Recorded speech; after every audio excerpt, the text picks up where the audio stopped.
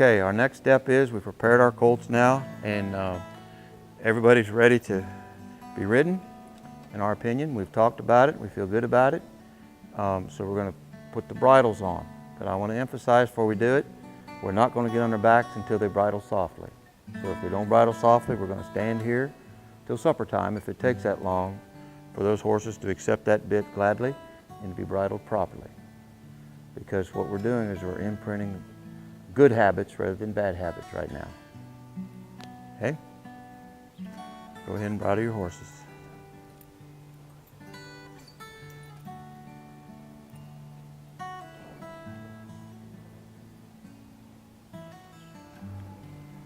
We're going to leave our string holders on, and we're going to leave our ropes hooked up. See there how David's getting the horse used to his hand around its muzzle. Okay. I'll go ahead and drop that out again, Raymond, and get him to where he'll take it without picking that head up. Because as your luck will have it, you'll sell him to a lady that's 5 foot tall. Okay? But you're doing it right. See how they got their hand between their ears? And they're using their ropes to control their heads. And they're letting him, he's just kind of almost sucking that bit up in its mouth. Okay.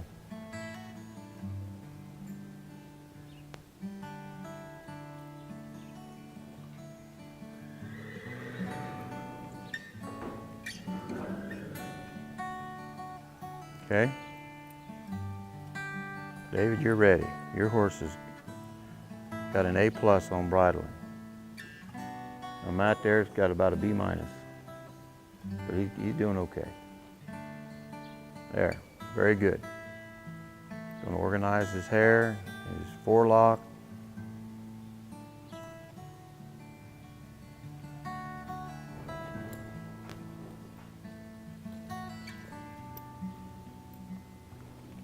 While we're doing this right here, sometimes you get on a horse's back for the first time, and the first time he's ever felt contact in his mouth, he doesn't like it and he starts to buck and act up, okay? So now we're going to see how he's going to get lateral flexions, he's going to get some bend. See, these boys already know what to do here. He's going to get that horse turning on the bit and flexing his jaw before he gets on his back, because I've seen horses the first time they were touched in the mouth of the bit just go straight up in the air.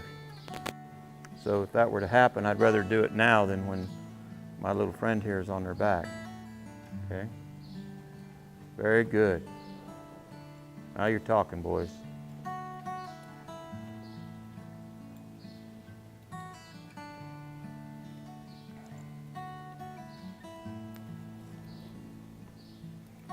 All right, so now, David, you go over here and stand, and I'll work with Raymond a little while, give you a little bit of break. So just go over here and stand out of the way and watch, and Raymond, you come on up here and we'll start out.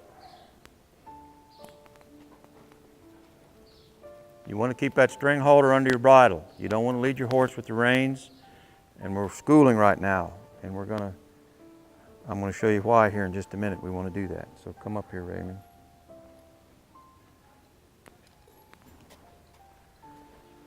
So I don't know if you remember, but in the former video, old Matt here had his back bowed up and he was all bristled up and snarling around with that saddle on, and now his back's relaxed and his ears are relaxed, and I don't even know if he acknowledges the saddle's even on his back. He's feeling good about it. But this is the right time to do this. It wasn't 45 minutes ago, because you could have got on, but it just would have been not the right time, in my opinion. So now what Raymond's going to do, he's going to get on his horse, and I'm going to stand here as his helper and hold the lead. And so walk around and slap your fenders and kind of pat the saddle.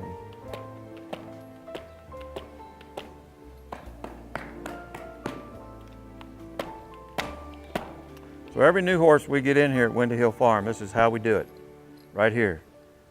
We're going to make sure before we get on that horse that he's going to be okay with being ridden.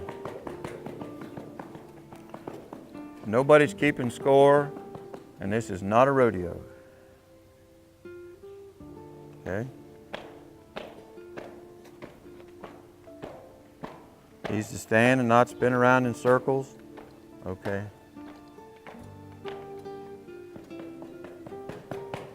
Okay.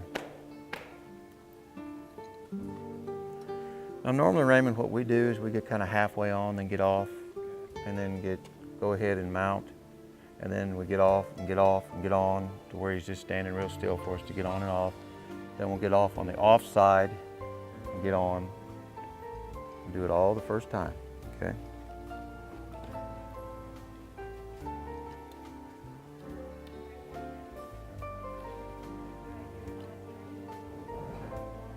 No, we're not there yet.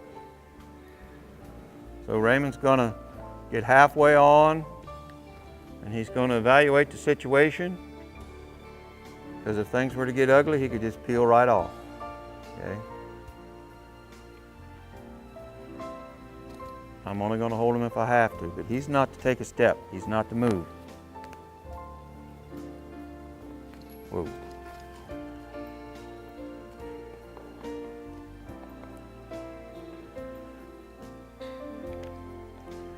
Finally, you got on a horse today. Leave your foot in the stirrup. Stand still, Matt. Thank you.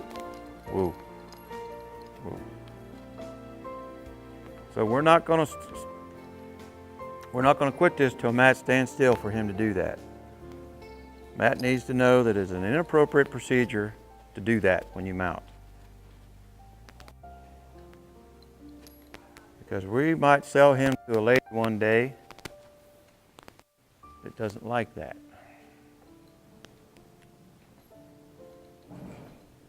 And we might sell him to a lady that's looked at 10 horses and every one of them didn't stand, but Matt stood. And she said, that is the most important thing to me. Whoa. Whoa. But you know, you guys, I think it's important the first time we establish this. A lot of people are chasing the colt around and just getting on his back any old way. You basically told him it's okay to be stupid, and I don't want that. I want to reward him for being smart. So the first time we get on, we're going to do it right, Matt. And we're going to try to influence you with positive peer pressure and influence you with positive behavior the first time.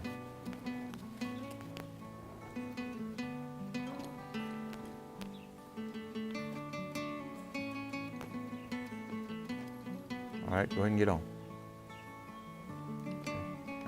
You didn't move a muscle. Now, unfortunately, we got to do it on the other side now. So go ahead and get off on that other side. Leave your foot in the stirrup and get right back on. Just get right back on. Okay?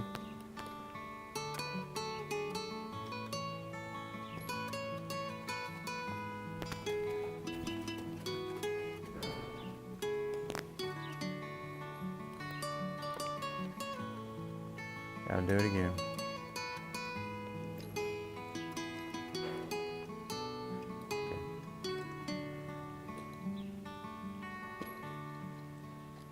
Now I'll teach you a little trick about this.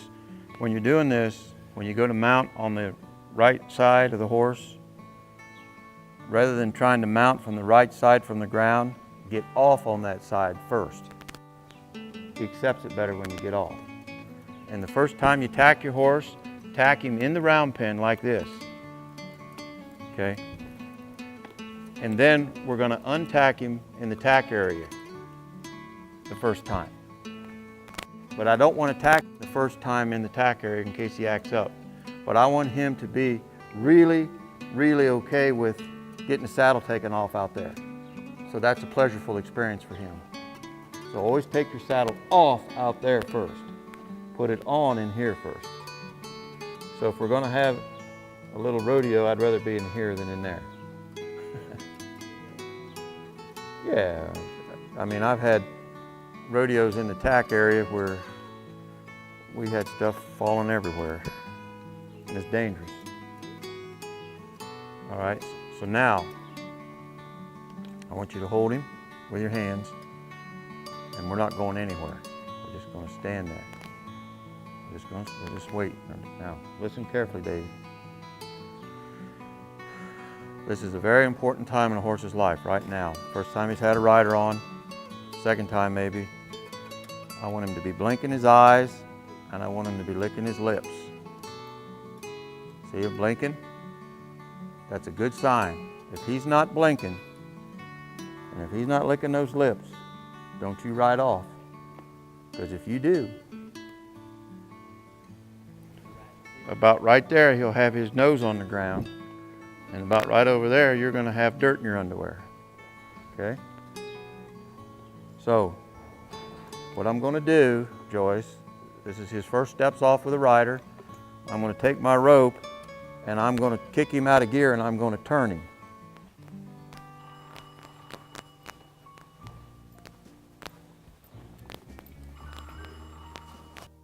Totally inappropriate time for my phone to ring.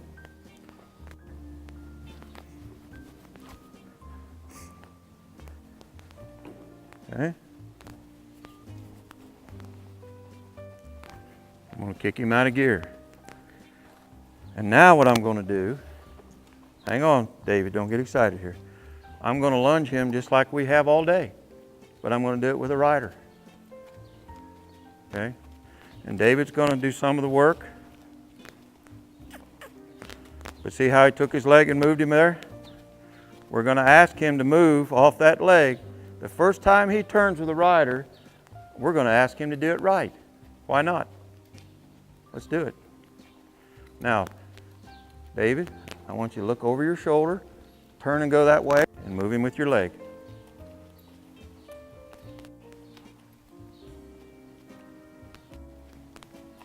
See? Now watch, here in about 5 minutes, we're going to have him turning like nobody's business.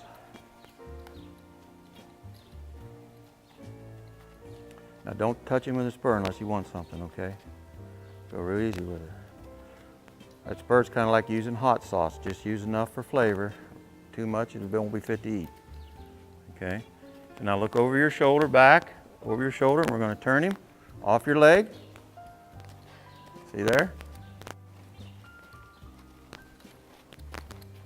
Come on, Matt. Now, if this horse were to act up or start bucking, I'm going to take this rope and I'm going to pull his head around like nobody's business. And we're going to try to shut everything down. Okay? Let's try not to spur him to get him to move forward. Let me try to do that, because I don't like to spur a horse at this stage to propel him into impulsion or forwardness. I just want him to guide if I can. Because if you spur a horse too much, he tightens up in his flanks and then he's not supple in his back. Come on, son. Come on. Okay.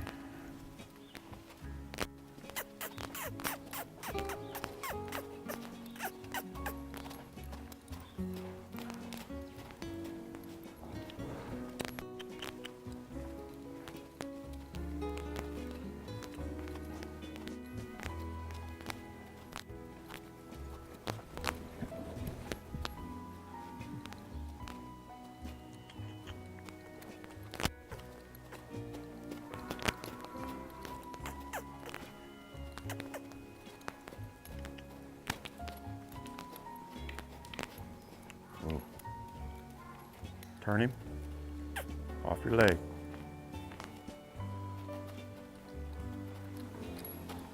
Don't bump him with a spur. Give him that. Remember when we did the stick pressure and release? We're going to do the same with our spur. Okay? So when he goes to turn, give him pressure, and then when he yields, give him release. Pressure, pressure, release. Okay? Pressure, release. Everybody wants to pump their horse and pound him with that spur, but don't do that. Just pressure and release. Come on, Maddie. You're doing good, buddy. You're going from 3rd grade to junior high real quick here. Real good. Look over your shoulder and let's turn. Pressure release. Okay. Now I don't know how old Susie Q is going to handle this, but he's doing pretty good. Come on.